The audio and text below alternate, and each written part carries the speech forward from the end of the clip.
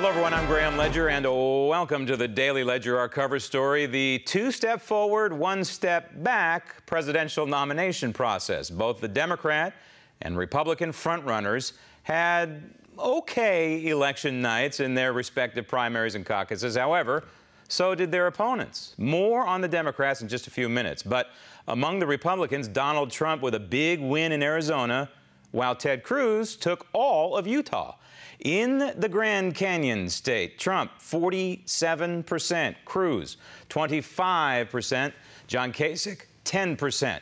So 58 delegates to Trump. Now over to Utah. Cruz 69% of the vote, Kasich 17%, Trump 14%, so 40 delegates to Cruz. We need to make America great again, and I think that him being a businessman, he can really pull us together. Our economy, help with the border control, and I think that those are really important top key issues in helping our country. It's wonderful that Utah is becoming a big platform for the nation now. Well, I'm going to call all my family members, and I'm going to say, vote for Ted Cruz. I don't believe anybody will have enough delegates to get to the convention. Thank goodness I won Ohio. If I hadn't won Ohio, I think Donald Trump would be the person who would receive the delegates, but that's all been stopped with his defeat in Ohio. And we're campaigning all across the country. And for the first time, really since I've been in this race for the last 3 weeks, people are beginning to understand that my name is John Kasich and not Governor of Ohio, because I had been largely ignored. But now, with the attention, we feel very good about where we are, and we're going to continue to move forward and compete in all the remaining states, and the convention will be nothing more than an extension of this political process. So, the Kasich strategy is to suck up just enough delegates as to deny Trump and Cruz the requisite 1237. But what then? Both of these candidates are blowing his doors off. Answer, the establishment to the rescue. So it could happen at the convention. So bottom line, either Trump or Cruz must get to the magic number, or there is going to be some kind of convention in July in Cleveland. Joining me now from Kansas City, Missouri, partner with Axiom Strategies, Travis Smith. Travis, Arizona, let's start with that. Interesting numbers out of Arizona. The polls were out the door, literally, and I'm guessing maybe some people didn't even get to cast a vote. They had to cut it off somewhere. Also, 2x the number to Donald Trump versus Ted Cruz in terms of the popular vote. And among the early balloting, the mail-ins, 250,000 in one area of Phoenix alone. And you have to imagine that probably, we can assume, a majority of those mail-ins went to Donald Trump. I think that's right. Thanks for having me on, Graham. So last night was a good night for Donald Trump in Arizona. It was a good night for Ted Cruz in Utah. Who did not have a good night last night was John Kasich. The sad fact is he lost in Arizona to a guy who's not even on the ballot, and Marco Rubio.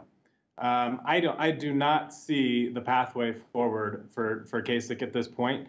You know, the baseball analogy here is he's a team in September who's mathematically eliminated from the playoffs, talking about going to the playoffs. Right. There's just really no pathway forward for him at this point. We should point out that the Rubio vote largely was probably because he dropped out of the race less than a week ago. But the point is made, and Donald Trump once again wins with a plurality and not a majority. What does this tell you? It's interesting. It's interesting. But again, you know, Donald Trump's asking for a two-man race. Ted Cruz is asking for a two-man race. This thing needs to be a two-man race. John Kasich at this point is just primarily a spoiler. He's only won one state, his home state. He's shown time and again that he's unable to compete anywhere outside of Ohio. I think I don't anticipate we're going to see anything of substance out of him going forward. I want to talk about him in just a minute. I want to finish up with Arizona, though. The lines out the door, I think that part of it could have been driven by the terrorist attacks that we saw overseas in the last 6 months. You know, we've had 3 major terror attacks, one on our soil. I think that probably helped drive people to the polls. When you go over to Utah, an absolutely crushing victory for Ted Cruz. But when you step back and you look at the big picture on this election night, one caucus in Utah, one primary in Arizona, Ted Cruz really should have won both. He needs to change his trajectory because right now he is not on a trajectory to win. I disagree with that assessment, Graham. No, I think that he has a real pathway here. There's a strategy to get the requisite number of delegates here going forward. He has to perform very well. But what we've seen from him in all these past states, and frankly in polling, even as recent as yesterday in both states, Ted's outperforming all the public polls that we're seeing. I think we're going to see him do very well. You're seeing the entire Republican Party coalescing around him right now. We've got a little bit of a reprieve here, and I think 2 weeks. We've got Wisconsin, and then another week or so before another number of states. And he's gearing up. I think we're going to see the party coalesce. Hopefully, we'll see John Kasich drop out, and this thing will be a real race. Kasich is not going to drop out. He's made that known. Ted Cruz is at 50% of target right now. Obviously, the dynamic has changed with Marco Rubio dropping out and the prior last couple of months, but still, the numbers are the numbers. He's at 50% of target. Donald Trump is at 95% of target. And again, if these paths continue, if this operates in a vacuum, which it will not, but just play along with me for a minute, Donald Trump at 95% of 1237 and Ted Cruz at 50% of 1237 appears to be heading for a brokered convention. It could be, and frankly, I think Ted Cruz would do well in the case of a brokered convention. It remains to be seen, though. You know, we're picking up steam every day. The campaign is seeing endorsements that, you know, the majority of the party would not have dreamed of prior to today.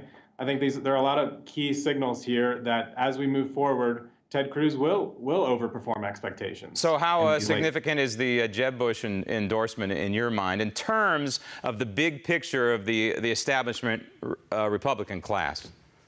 Well, as we know, Ted Cruz is the furthest thing from the establishment Republican class, but what it tells us is that the party is coalescing. There is a strong anti-Trump movement right now, and they are circling the wagons around Ted Cruz in a big way. So at the end of the day, Donald Trump picks up on this election night 58 delegates, and Ted Cruz picks up 40 delegates. That's a net gain of 18 delegates for Donald Trump. If that kind of trend continues, again, you know, we don't know that it will, but if that kind of trend continues, there is not going to be a 1237 winner. Agree. You know, the next big state here is Wisconsin. I would look for Ted to do very well there. Momentum's going to shift between now and 2 weeks from yesterday, and we're going to see Ted Cruz perform very well, and then give him that kind of extra boost he needs going into those late states. But if Donald Trump was about a week later, we have the New York primary, right. And it's proportional unless there's a 50% threshold met.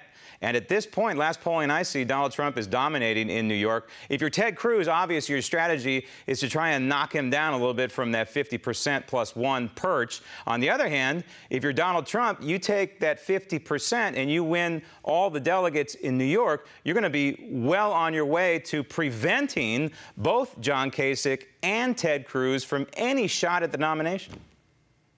I think that I'm not entirely opposed to your assessment there. I think that's largely correct. But I do think that, you know, with some of the recent endorsements, the coalescing of the more establishment-minded Republicans around Ted Cruz, you could look for him to do well in New York. Either way, John Kasich, obviously his strategy is very simple, and that's to deny the nomination to both Donald Trump and Ted Cruz and hope the Washington establishment, the Republican establishment, rides to his rescue in July in Cleveland. It would be an unbelievable sight, but hey, it could happen. Travis, thanks. Coming up next, Hillary's not-so-great election night against Bernie. Also ahead, documenting the chaos at our southern border. Border Patrol and ICE confirm that they are seeing increased numbers of Bangladeshis, Somalis, Pakistanis, and other nationals of countries of concern coming across the southern border.